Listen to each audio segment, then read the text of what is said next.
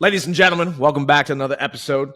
So we've got a very, very special guest today. All right. MJ, he's a friend of Samir, who I actually was able to sit down with here recently. And so the reason I want to get MJ on the podcast, and Samir had recommended him to me, is he's actually one of the, well, if not the premier GA in the company Globe Life right now. And, you know, a young guy like himself, not been in the industry very long at all, is going to be able to give a lot of value, especially to the younger viewers, because it's a reminder that you don't have to do something for 10, 15, 20 years just to be really good at it, right? Sure, over time, you're going to become refined. You're going to get more knowledge. You're going to be wiser. But success does not take 5, 10 years anymore. Like business is speed. People are able to make money very quickly. So we want to talk to MG about his story. So he actually last year in the insurance industry, we go based off of net production. So annual premium that's sold or written by the agency. So he was able to do $2.1 million net production in 2023. Okay. And he was able to do over $1 million in F6 production, meaning that people within their first 6 months in the industry, he was able to get them up and running, making money and having success quickly. And so that's a number that we keep track of in this industry. That's very important. If you have F6 numbers that are good, that means you're growing your team. That means your agency is growing. So thank you, MG. I appreciate you hopping on with us, spending some time with us. Of course, anytime. Samir sent me a video. It was like, you have to try this. You have to hop on a pod with this guy. And I watched his interview, and I was like, okay, I like this. Yeah, Yeah. It's good because that's all I'm saying. Like a lot of the things you see online is not that it's fake, but it's very overproduced, a little bit tight. This is just supposed to be like, listen, we're a bunch of young cats making money, having success. Let's tell people what it is that we're doing so they can learn. So big thing that people care about, right? We gotta know why we should be listening to MJ, right? This man's always having success. So, first question, okay? What's your biggest? What was your highest income for 1 month? What's the most money you've ever made in a month? so the most money I made for a month is actually pretty crazy. And it's funny because if you ask me this question 30 days from now, it's about to change. So the most money I've ever made in a month, it's actually one of the top paid GA months in AIL2. I made 125,000 in a span of 4 pay weeks. So that's the most money I've ever made in a month. And that was actually October of 2023. We knocked out $650,000 in production as a GA team. And then I wrote another 50K on top of that. On fire. So just say that one more time for the people listening, because you did not misspeak. How much in 1 month? How much? 125,000, 6 figures. So that's how it is. You have to work efficiently, right? So people always want to talk about results, results, results. The nice thing that I like about working in sales is it doesn't matter your age, race, or tenure, like you were saying, right? It really just comes down to what's the result you can bring to the company. I can bring you guys $700,000 in sales in 1 month, me and my team. So what? So you bring them, 6 figures in sales in 1 month, they're gonna give you a six-figure paycheck. That's all it is. Exactly. And it's incredible. It's funny you said that because that's something I've said over the last 2.5 years I've been doing this, is when I would interview people or I would recruit people, I would tell them and say, listen, this industry does not discriminate against anybody, right? Education level, background, race, gender. It does not matter who you are. If you can get a license and you produce results, we're going to pay you for those results. Yeah, and it's crazy too because people always like, yeah, but you have to have some sales experience or you have to have some college experience, and that's not the case. Just because I see it even on my side, right? My top guy was he was a dropout in high school. He dropped out ninth grade year. That's my top guy, and it's crazy because in 2023 he was the number one supervisor in all of American Income. So he's gonna be walking stage coming up this convention, right? Um, and it's the same thing, the my top producer on the team. He never took any higher education after high school. It was high school. He worked in retail for 4 or 5 years. Nothing crazy. Gas stations, restaurants, and then he jumped into sales. It was his first year in sales, and he wrapped up the year as the number two rookie producer in all of American Income. So, it's all about the work you put in. I mean, that's what it kind of comes down to. I mean, it sounds overplayed, like like you say nowadays, right? But that's actually what it is. Hard work gets rewarded. Right. Right. And and I want to touch upon that quickly too with the income. It's like people, their people's minds are too small, right? They think too small, and so people would be excited to go to college for 4 years, right? So think about this: what you were saying about some of these high school dropouts, some of these guys on your team who are killing it. People will go to college for 4 years, put their life on pause, put themselves in debt just to get a job that might pay them 60, 70, 80,000 a year. And they're fired up. They're like, holy shit, I'm making 80 grand a year. They're bragging about it to their friends.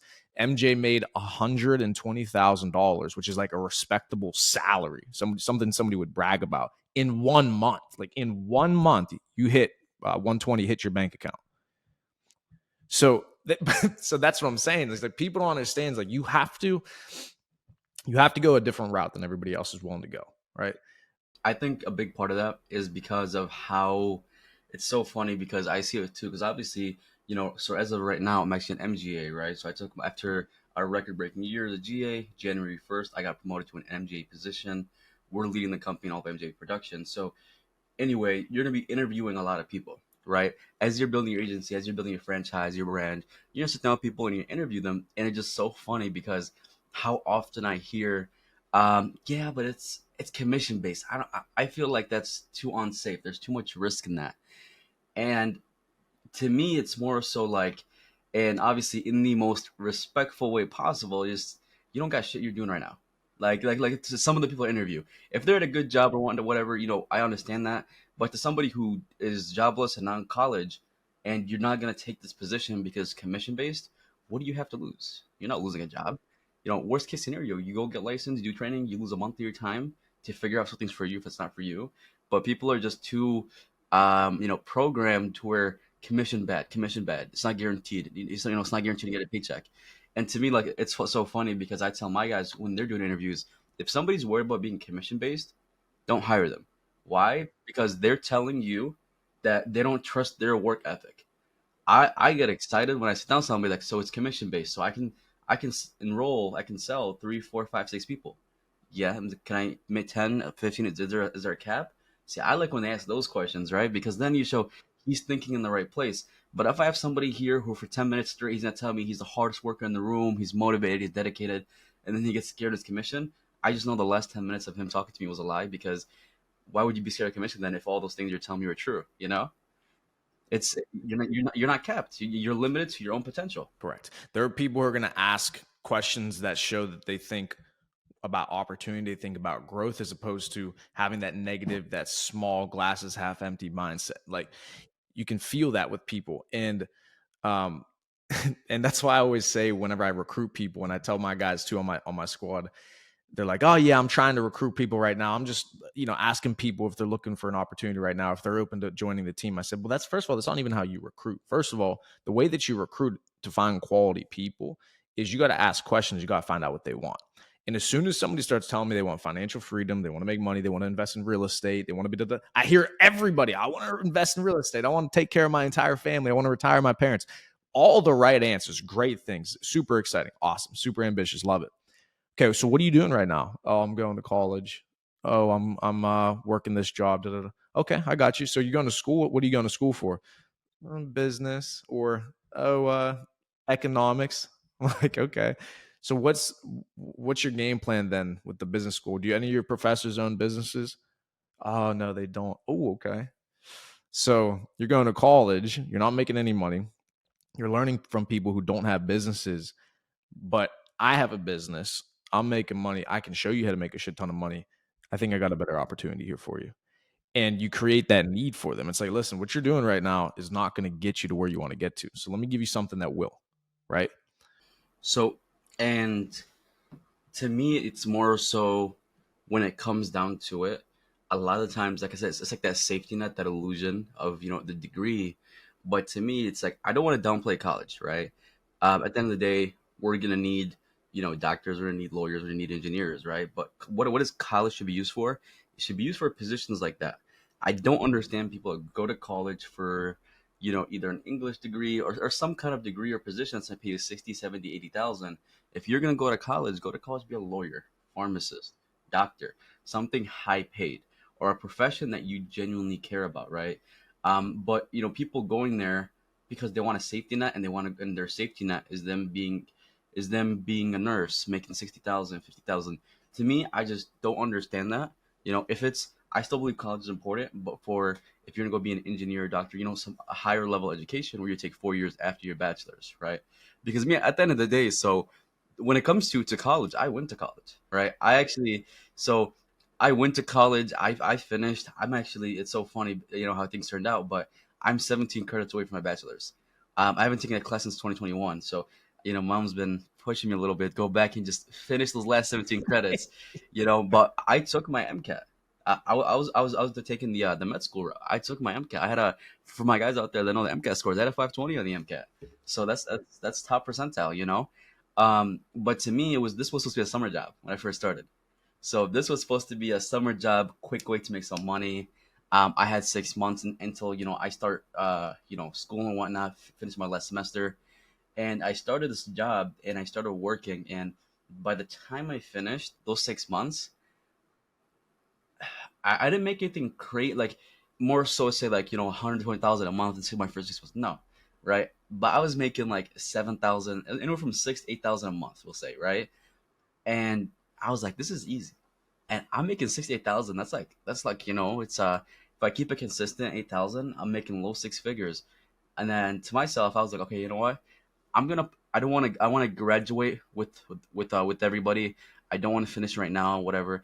I'm gonna push school off into the next year, because I think the way it worked out was I was gonna start in the winter. I was like, I'm gonna start, school next fall, and I kind of bought myself another 8 months, right? And I started, and it was a whole thing with my parents, like, you're delaying your med school route, you're adding a whole year, I was like, don't worry, I know what I'm doing, right?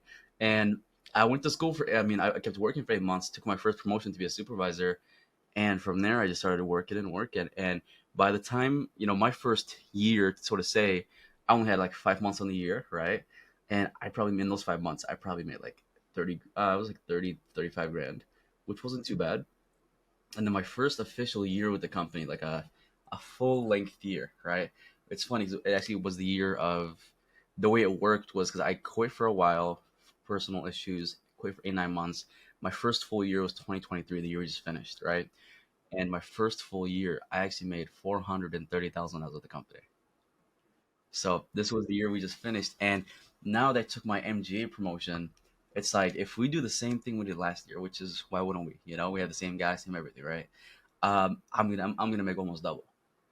But we're on such a crazy rate of growth, and I think a lot of times people just they get in their own head, or they need that safety net. To me, my safety net is my work ethic, right?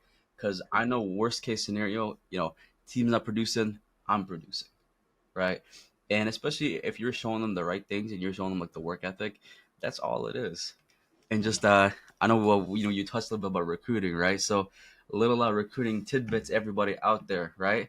Stop posting job ads. Job ads are not gonna work. You got to show them the lifestyle they want. So for me, I like last year I probably brought in around over 15 just personals, people that I know, and I didn't reach out to a single person. I didn't post out a single job ad. What am I doing, right? I'm just posting the lifestyle, the things I'm doing, things my team is doing. So all of last year, we traveled, and we love to travel. That's our thing, right? We went to like Turkey, Dubai, DR, Amsterdam, Iceland, and whatever else, Cancun for the convention. We also went to California for a bit. So I just post traveling, us traveling all the time, us, having a good time. And that's what people like to see. People want to see the lifestyle, right? And then people are like, they'll slide up like, hey, what are you doing? What are you doing? And I was like, hey, I do insurance, I do sales. Right. That's what I always tell people. I say, in leadership, because a lot of leaders that don't grow quickly. So just so you know, a little bit of background for me. So my first full year in the industry was 2022. Second full year was 2023. So last year I was with an IMO right before I came to Globe, and I did 2.5 million net on just not including the guaranteed issue carrier. So all in all, like 3 million net. And same thing, like how did I blow up a team like that? I went from 0 to 65 people within about 2 years. What you just said is exactly why. I understand in leadership, you're not selling life insurance. Like, yeah, we can write some business for sure, but I sell a lifestyle. I don't sell life insurance. You sell a lifestyle in leadership. right? That's what people care about. If you go, I'm sure if you go to MJ's Instagram and all of his profiles, you go to mine, I don't have life insurance agent, buy a policy, da, da, da, nothing. If you didn't know who I was and you went to my Instagram page, all you would think is like, who the hell is this guy? And what does he do? Right? But that's the point. It's not about what we do, it's about the money that we make. That's what people care about at the end of the day. What are you doing to make that kind of money? So you mentioned lifestyle. What do you drive, by the way? I heard Samir talking about you got a Porsche or something. What are you driving? So I got a 2024 Porsche Cayenne Coupe. It's actually give it 4 months. We're getting upgraded real soon actually. Okay, Ooh, you want to let the people know what yeah, you're yeah. upgrading to, or you gonna keep it under? No, it's actually I've posted about it. It's I gotta get the right wide body kit for it and get some stuff set up. But actually going for the Lambo truck. Got to get that. Nice. Yeah, the Lambo truck. Yeah, the yours. That's a banger. So you like the SUVs? You like the bigger car? So, but even in general, I've always been like an SUV guy. So, I'm from Motown, right, Detroit, Michigan. So everybody goes over here, Hellcats, 300s, Chryslers, Chargers, and I was the guy with the newest edition 2022, 2020, blacked out Ford Explorer because that's my thing. I like SUVs. I like to drive comfy, maybe with a little luxury too. So that's why I got the Porsche, right? Everybody's like, "Oh, you're so dumb. You should have gone this." I'm like, M8 comp. I'm like, nah, man. I like my SUVs. I'm a stockier guy, so I like to have some flexibility when I'm driving. Good. No, yeah, you remind me of Jesse. Jesse's basically my brother and my business partner. He he's the same way. Everything for him is S class. I need the Bentley, what's it, flying spur. Like he likes the big presidential A8L, like that type of stuff. So I got the right now I have the GT, but I'm gonna buy the Ferrari 812 super fast. I'm gonna buy that here in like next 2 or 3 months. So big, yeah, the big upgrade. I drove it on what 2 weekends ago? Yeah, 2 weekends ago. I fishtailed it. Yeah, I fishtailed it. Almost banged it out on the test drive. Yeah, Somebody that I work with, he was driving the F8 Ferrari. So our company, booked cars for people. We got to mess around with them in the desert, speeding and whatnot. And he was going like, I forgot what it was. I believe it was like 100 and no, no, it was like 225 km. So I think it's like 170 miles an hour around there. And the back of the car caught on fire. Um, so it's hilarious that you say that because I'm always like, yeah, Ferrari's the most reliable. Ferrari's the most reliable. And then I don't know how. Ferraris are dangerous. And then yeah, it's crazy because you made literally the back of the car catch on fire. Dude, the guys at the dealership were saying that they had an F8 in before, and the guy went on a test drive, and he wrapped it around a tree right around the dealership. Yeah, the Ferraris are ridiculous. I was driving the 812, and I was actually it's the first time I drove a car, and I thought to myself, "Oh, this is a little bit too much. this, this That's is how it is. too much." That's how it is sometimes. Especially if you switch, Yeah, it's usually what gets people too is not even just the top speed; it's how fast it accelerates. So that correct. catches up so many people off guard. It's insane. Oh yeah, the V12 to the back wheels. If you, this is the thing. Like I didn't even gas it. It wasn't even like I'm about to really hammer it. I'm coming around a turn, and I'm thinking to myself, all right, let me open it up a little bit. Let me just see what it's like.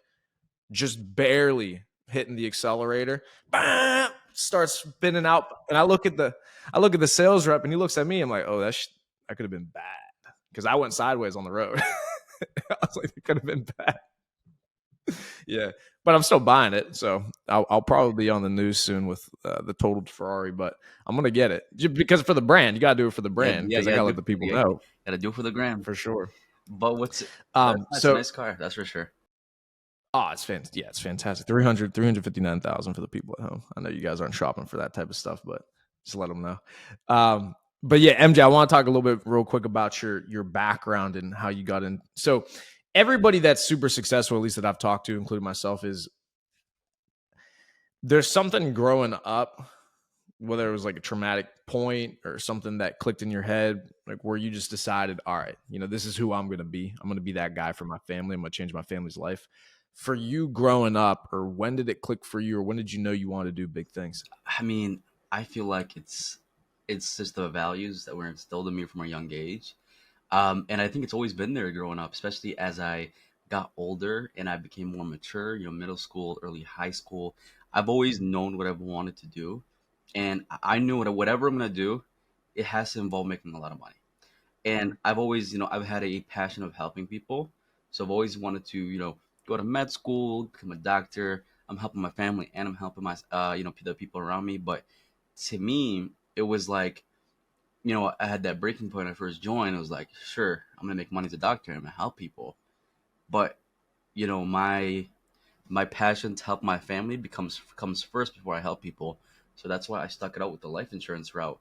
But it was always just seeing how hard my dad works. I mean, that was just it. He, I'm not gonna say we were like struggling growing up or anything like that. He made good money. He made like low six figures. But at the end of the day, that's not a livable income because he was providing not just for our family, he's providing for three different households back home because our country is going through a civil war. So, his two brothers and his sister, they couldn't find work and they're married and they have kids and their spouses couldn't find work.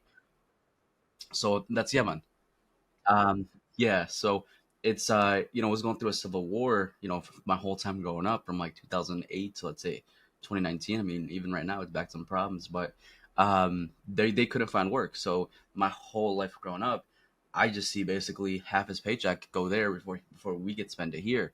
So always seeing how hard he works, the overtime he's putting in. I mean, it was crazy because at some point, I was telling people, and it's like I used to see him. I think it was this was like middle school, like really early middle school. But it was like during my elementary school and middle school, I see him on Saturdays. That's it. The reason why is because I used to come home from school like at 3, and he goes to work like at 2, and he's from 2 to 2 a.m. So I never saw him just Saturdays, and sometimes not even Saturday. I would see him the next Saturday. But that's how it is. So you have to sacrifice. And to me, it was more so okay. I understood from a very young age that life is not flowers and candy. Somebody has to make a sacrifice. You as a man of the household, you have to make a sacrifice. So in my head, it's like, okay, am I gonna make this sacrifice when I'm in my 30s and 40s, and I'm gonna lose the time with my kids, or when I just sacrifice in my 20s when I'm really not missing quality time with anybody? Obviously, you have your family and whatnot, but you're still going to see them. And making the sacrifice in your 20s is not as bad as making the sacrifice in your 30s and 40s. You want to be there for your kids, beginning stages of life. You want to be there for everything. So I feel like the opportunity to work from home and just me sacrificing right now, later on, when I'm in my 30s and 40s, it's going to allow me to do everything I wanted to do. Correct. And that's the thing. It's you can either pay now or you can pay later, Yeah, right? yes, yeah, that's exactly it. I was looking for the right words for it because I've heard it before. Yeah, either pay now or pay later. I'd rather pay now. 100%. Because and the way the messed up way that people think nowadays, and this is the selfishness of it, and I think this comes from not I think I know it comes from the immigrant family and the immigrant mentality. So my family, my father immigrated from Italy when he was a couple years old, and then my mother came from Venezuela whenever she was in her later 20s and 30s, right? And so everything that it aligns with all immigrant families and these people that I talk to is the concept of I have to take care of my family, right? And you'll see the people who say, hey, I want to be successful for my family and the people around me are the ones who do have success because they don't have selfish motives. Because if I was just trying to make money for me and Priyama, that's all who I ever cared about, it's a lot easier to let yourself down because you can tell yourself, hey, you can do it next time or Priyama, don't worry about it. Or, we're cool where we're at right now. If you're motivated for your mother and your father and your future children and your future wife, there is no excuse. There is no, I can't work today. What are you talking about? It doesn't matter if I don't have kids right now. I want to have 20 kids. So I got to pay for them somehow. Right. Like you have to understand like everything you do right now is going to set yourself up in the future. It doesn't matter if you don't have the kids yet. It doesn't matter if you don't have the parents to retire yet, whatever. You have to do it for the future self. Because if you're like everybody else who waits to have the wife and then have the kids and then decide to start to get your life together, that's where you get fucked up. That's where what if you don't get it together? What if you need more time? You know what I'm saying? And at that point, it's too late. You have to rely on some sort of safety net, whether it's a 9 to 5 or whether it's going back to school for a degree. That's when you get stuck in the rat race. And to me, it's like because I had one of my agents ask me, he's like, I always hear rat race, rat race. What does that race mean? To me, what the rat? I mean, everybody has like a different version of it, but to me, what the rat race means is you're stuck living either paycheck to paycheck, or you're stuck where you can't work for more than, or like you can't go without work for 2 3 weeks. You can't afford to do that. So to me at that point it's like that's when you're in the rat race, because you're telling me, if god forbid, my mom is really, let's say she gets to be really sick and somebody has to take care of her. If I can't not work for 30 days, 60 days and take care of her, then what's the point of the college? What's the point of me pulling overtime, the 9 to 5? What's the point of it? So that's how I see it. I mean, it's financial freedom, to the ability to do what you wanted to do when you want to do it. And then that's just kind of what it comes down to. And that was a big thing that one of the defining moments for me growing up was similar to you. So my father was the only person who worked in the house, but he worked his ass off, right? Because I can tell our families are similar in the sense that, my mother, whenever she had her first child, which was myself. So first of all, I have the duty of being the next, leader of the household as the first son.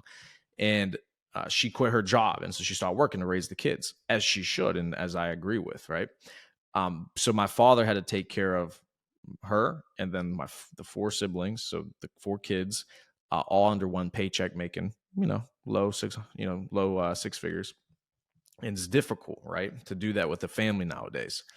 And what fucked me up growing up was there were times that I wanted to do things, whether it was with my friends.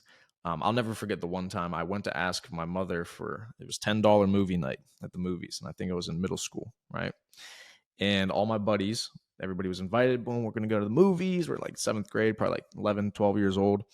Everybody's going. I'm super excited. Come back home. Like, hey, Ma, like, I want to go to the movies tonight. It's Tuesday. It's $10.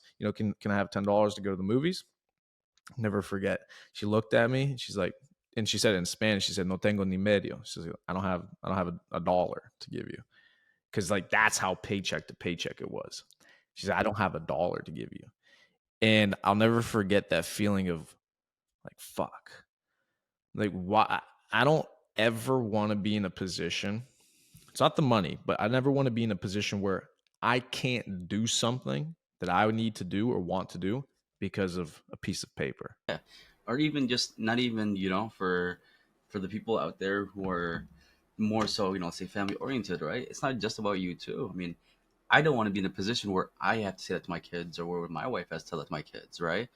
And it's not more so, obviously down speaking on, say, my dad, or me down speaking on your dad, but it's like the opportunities that we're given now is completely different than 10, 15 years ago, 20 years ago. We're going through not only like a change where everything's more automized, digital, you can, easy access to everything, but it's more so a lot more people are more, we'll say, woke now. So a lot more people are approaching, sales industries. They're approaching, opening up that business. They're taking risks on themselves. I see, and it's crazy because I know, like personally know, pharmacists or doctors who are making, it's like 200K, 220K. Some, maybe one of them almost 300,000, but they're not going to pay off their debt until their mid 40s. And I know barbers that are 20, 21 years old that are making 180, 200. I know a barber who's clocking in $350,000 a year right now. That's after everything. And to me, it's more so he's a business owner, So it's not, when I say, take a risk on yourself, it doesn't have to be life insurance. It doesn't have to be solar panel sales or pharmaceutical sales. He took a risk on himself. He perfected his craft. The guy is like 22, 23, and he's making 350,000 after everything. So that's a lot of money. People, back then they would have looked down on being a barber, right? But like it's the ability to scale, it's the ability to, make as much money as hard as you want to work, right? And that's what we were talking about earlier, right? And that's just what it comes down to. Mm-hmm. And as young men, I also believe, as you were saying, like with our parents, is, especially with immigrant families, is they did the absolute best that they could too, or knew how to do. Now, as the sons, the next generation, I have to take it to the next level. Like, I would not be proud of myself if I did not take that suffering, that changing of countries, learning a new language, being people being racist towards them, making fun of the way that my mother speaks, blah, blah, blah, because of the accent, all these things that you see growing up. it would be a disgrace for me to my family not to become massively successful. Like I need to become a millionaire. It has to be. Like there's no other option. And young men don't have that type of fire or desire in themselves because they don't have that duty to their families. And the society is just not teaching young men that. They're teaching young men not to be proud, not to be, let's call it aggressive in the sense of ambitious, going to get their money, going to make shit happen. And so what else? And so it's just like, as a young man, you have to have that internal fire for yourself to understand that you got to show respect to your family and to your parents for what they've done by absolutely taking advantage 100% of every single opportunity that was given to you, right? In Yemen, your father couldn't find work, so he came to the US and did the absolute best that he could. In the US, imagine being somebody to complain about their situation or complain about the money that they're making or complain about whatever it is but in Yemen, you couldn't even get a job. He had to move across the world to work. And people complain about being in the US. Just to give some context, like, so let's say one of my uncles there does have a job, right? You'd work 70, 80 hours a week. And you would work all that to clock in, at the end of the month, 120 US dollars. So for 80 hours, for let's say 70 hours a week, 4 weeks in a row. So it's just completely different. And like you said, right? I see what my family went through. Like my dad came to America back in, before I was even born. He came to America in 98, 97, and he didn't know a lick of English. He started off as a janitor, and it's crazy because the company that he worked for, it's called Technicolor. Um, he was started off as a janitor, and this whole phase, he was there for like 24, 25 years. And he came in as a janitor, not knowing English. By the time he quit that company, he was one of their lead, technical engineers, and they actually, when the company, went over, they just loved his work ethic and everything. And by the time he left, he was already making six figures there. But they paid for him to go to school. So he went to college. He juggled another job, and he went to college. He knocked it out. He had his degree, and it to me is like being able to see that grind, see that hustle that he went through. It's insane, right? So to me, it's like seeing all that. If I don't, it's like we call it generational curses, right? Not necessarily just being stuck in the rat race, right? If he did all that and he got us so close to breaking the chain, right? If I don't break the what's going on, right? The generational poverty going on, and being stuck in the rat race. If I don't break it, who's gonna break it? Who Exactly. is? Exactly. Otherwise, you become too westernized. You'll be stuck in just the rat race. Oh, it's okay if you don't, if you don't go to college, you can just work a retail job. It's like, to me, it's a hard mindset to have. It's a horrible mindset to have. And it's funny you say that because it's like when you get to where we're at too now, I couldn't even imagine living any other way. I couldn't. I went to college to be an engineer. And so it was a similar story that you were saying about med school, which is incredible. It was the same thing for me. I was going to college to be an engineer. I was doing, I had 4.0 semesters, I had 3.8 semesters, president's, dean's list, all that shit. And supposed to be doing very, very well. I'm going to be a great engineer. I ended up going out to Vegas for an internship, and I worked that internship for about a month. And I had a year left of college. 1 month into the internship, they offered me, and I signed a full-time salary with them. And they wanted me to stay for a whole year and take a year off of college to stay with them and help them build up the quality control team because of how well I was doing in the first month. So I didn't even have a degree yet, and they gave me a salary position, right? Incredible. So first of all, the first thing that taught me is, like you were saying about your father, it does not matter who you are, what your credentials are. If you get your foot in the door and you show the type of value that you have just through pure work ethic, people are going to pay you money. I didn't even have the degree yet. They put me on salary. But after working in the office environment it ended up being 3 months before I quit and got into the insurance industry, I understood I looked at the people around me, and it's no disrespect to them, but I understood I wasn't like them.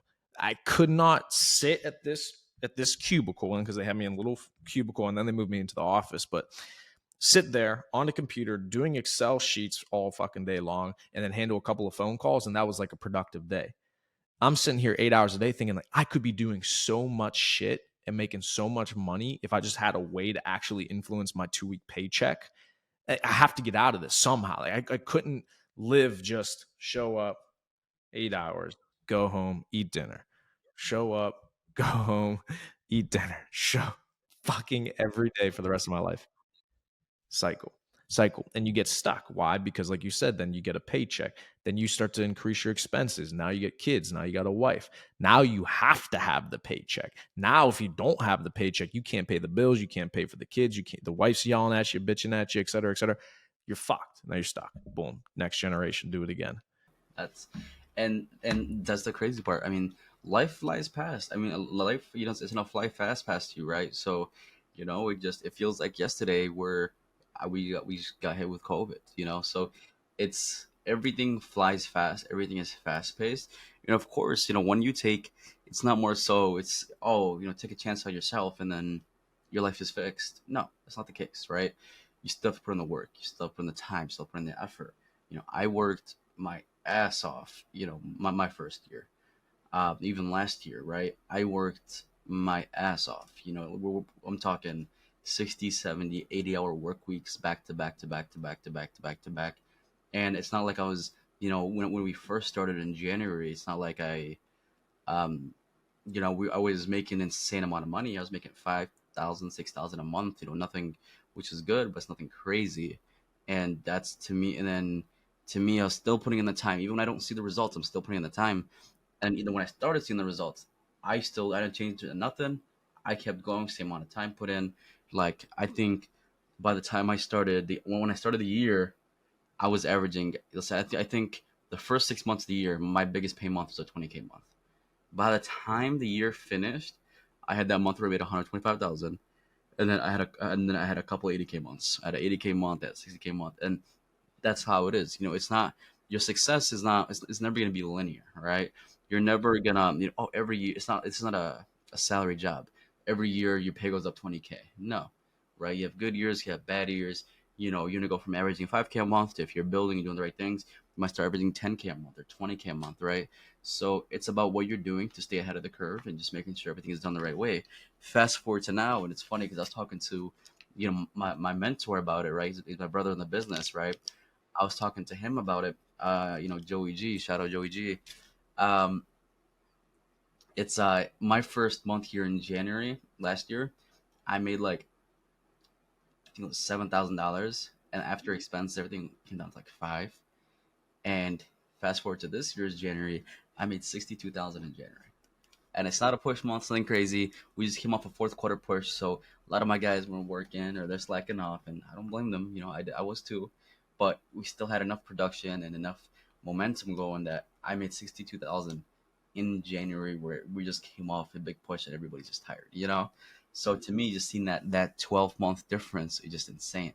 It's incredible. And this is why I say about, like you said with the college, and I agree, it's the same thing. It's like, okay, if you're going to be a doctor, if you're going to be a lawyer, 100% go.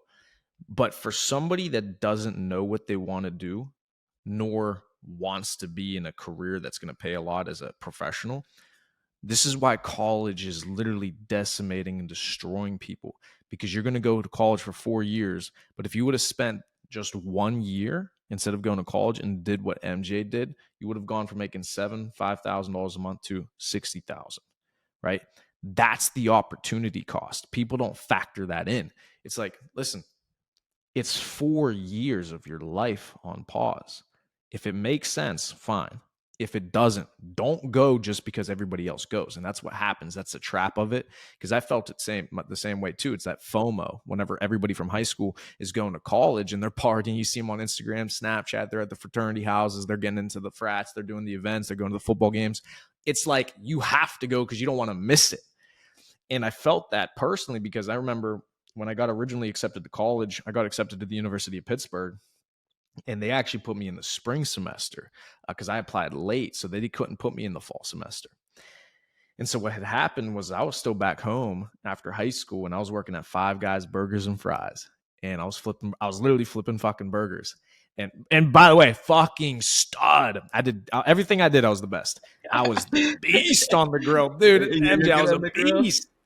Bro, I had 30, 40, 50. I'm not exaggerating. 30, 40, 50 patties fucking rocking. Lunch rush. All the guys from the yeah, from the business center would come in.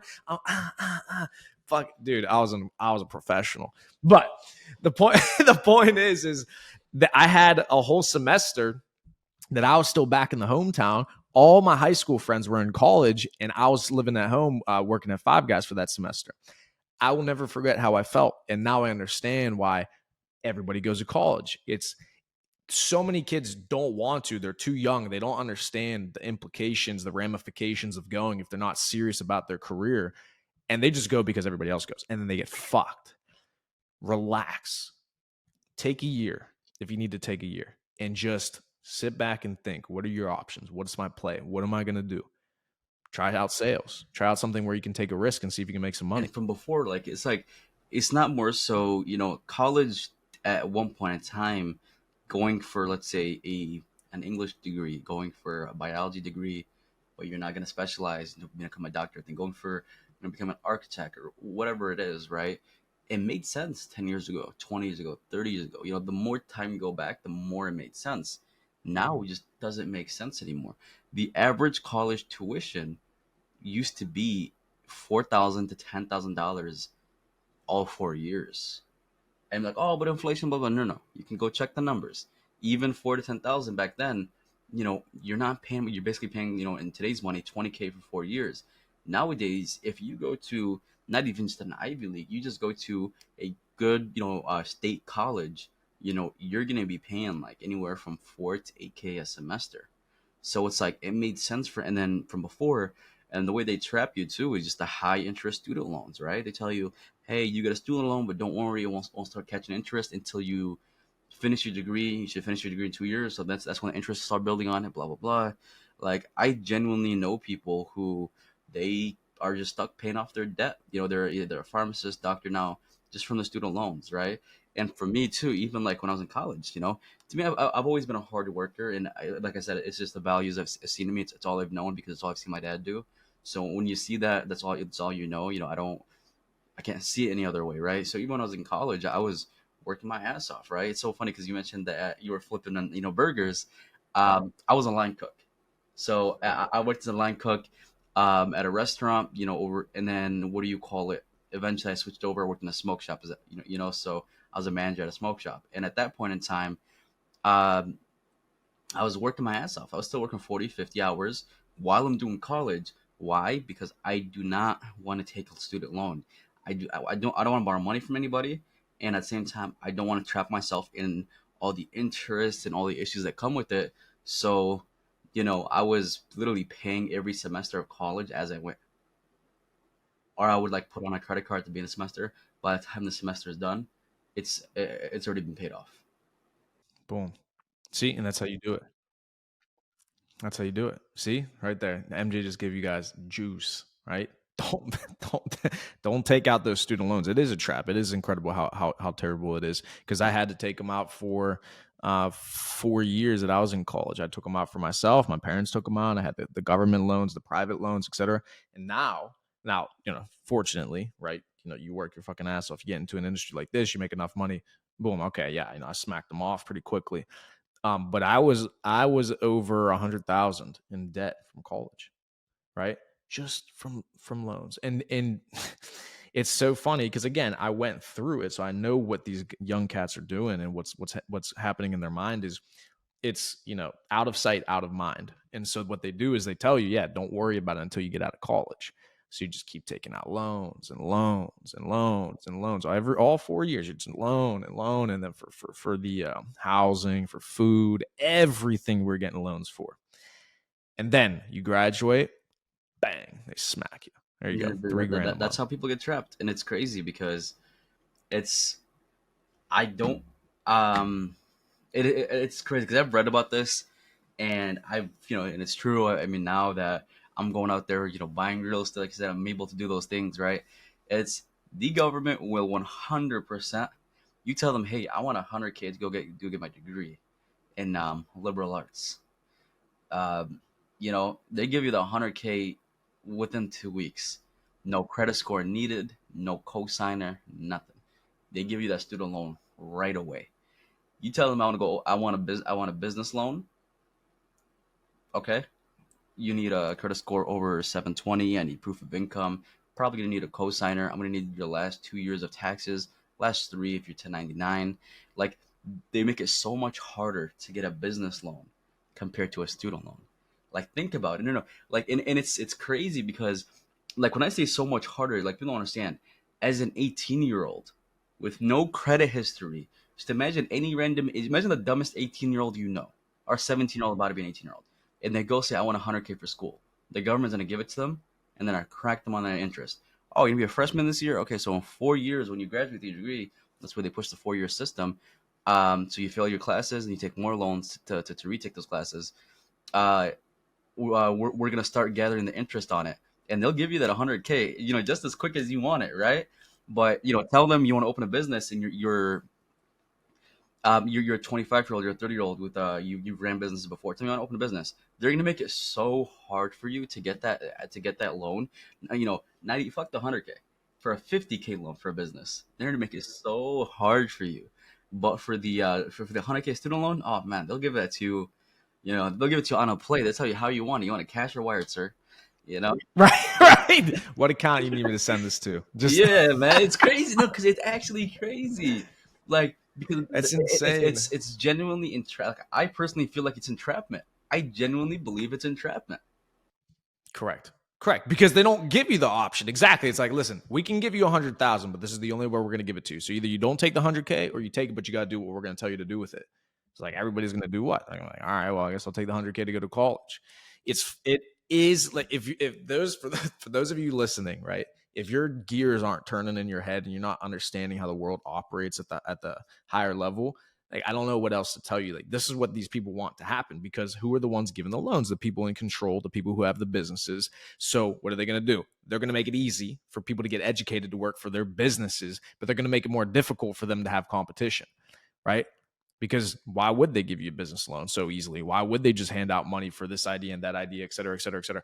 Well, they're creating more competition for themselves. Well, what if this person starts up this business? Like, it doesn't make sense. They want workers, not other business owners, not other competition, et cetera. Like, of course they want people to go to college and work for them, 100%. I don't want you to get home loan, business loans. Like, people don't understand. And when we say that, it's not more so, oh my God, you're conspiracy theory. No, guys.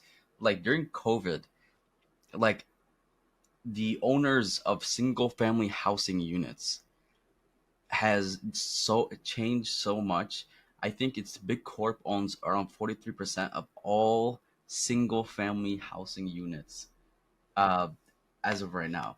And they say by 2030 they're gonna own, I think, 60%, or whatever the crazy number is.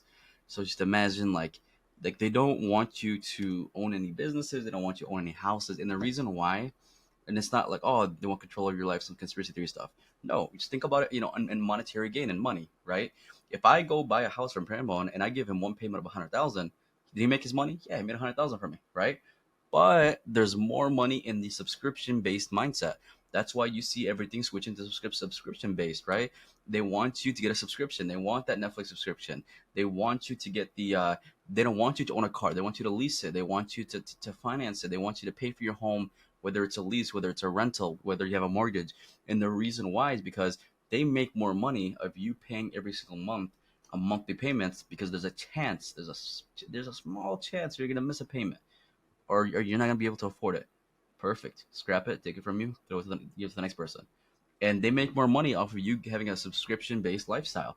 That's why when it's like, I don't know if you guys ever seen like those dystopian memes, right? When they show somebody who's like, he's using his hours, it's like 1 hour for an apple, so, and it says entertainment TV, 2 hours, he's swiping his card. And that's essentially the lifestyle that they want to push people towards. But they're not gonna, say in hours, they're gonna say in money, right? They want everything you have to be subscription. Don't ask me, ask your parents, right? Ask your, like, back then, what did you have a subscription for? What did you have to pay monthly for? They're gonna be, and they're probably gonna mention like two or three things. Nowadays it's everything. It's everything in our lifestyle. They want, and that's the crazy part. And it makes sense, because that way it then normalizes the payment to the individual as well. And they want to keep you working for the rest of your life. That's how it is. And it's like, oh, they don't want to keep you working for the rest of your life. So retirement is no. Like, I don't know if you guys seen, not to get too much into politics, but a certain candidate was running for the presidential run said they want to higher the retirement age to 75. And when they questioned her, she said, "Yeah, man, the average life expectancy went up. Why wouldn't your working age?" What? Like you want me You working see? from? They expect you to enter the workforce 18 by the latest 22, and to work till I'm 75. Oh And no. that's the normal life for people. And you see that, like the people that are going to be that want to try to run the country and control the world, they're saying, yeah, people are living longer. So, yeah, you should work longer. You should have less free time. You should have less. Like, at what point in your life do you get to enjoy anything? At what point in your life do you get to be a human being? They don't want you to be, because for them, it's you're monetary. It's a monetary gain for them. It's like, okay, work more, work a little bit more. Can you work till you're 75 now? Great, work till you're 75 now. Just keep dangling that carrot. Yeah, pay off your mortgage. Yeah, pay off those student loans. Yeah, pay off this. Then you'll be rich. Then you'll be rich. Then you'll be rich. Then you'll be rich. Let your kids go to college now. Then you'll be it's just a revolving door of debt.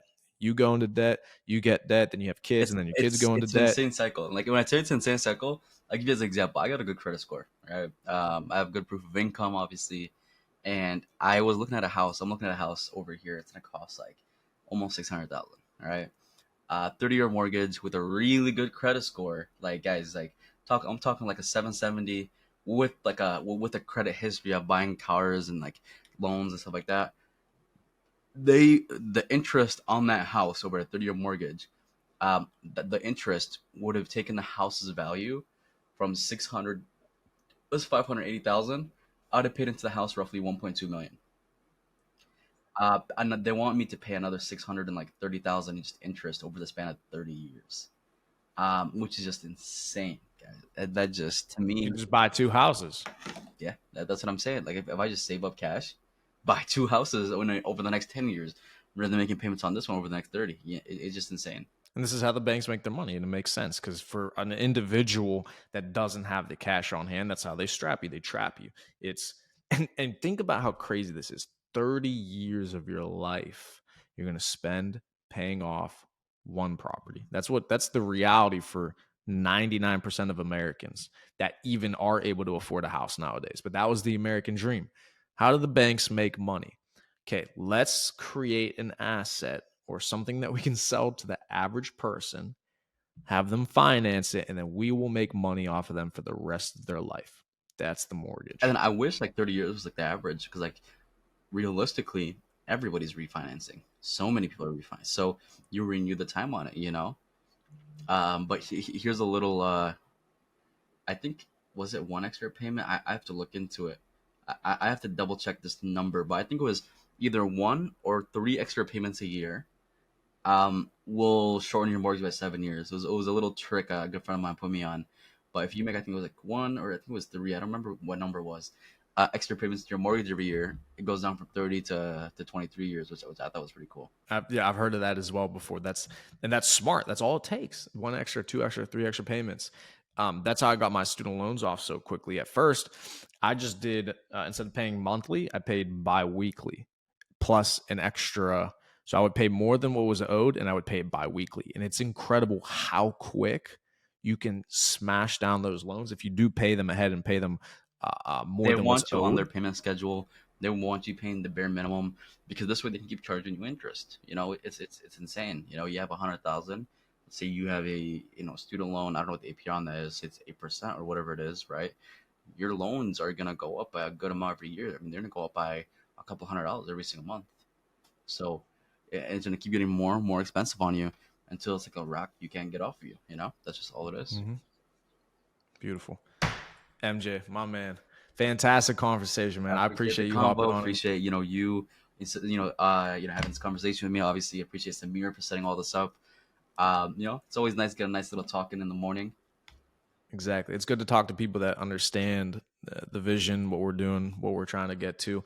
It's very refreshing because a lot of people, I've said it before to my friends, is like I've insulated myself from the rest of the world because too many people just don't understand the things that we're talking about. I don't understand the mindset. And you can't relate with them at all. It's like I just can't be around you. Like I need to be around other people that understand these things and want to live this type of life. it's what's it called? It's refreshing, right? To be around positive people. So I appreciate it, MJ. Do you want to plug anything real quick? Of Socials, your course. Instagram, anything? Yeah, Instagram is MJAL37. Nice and simple.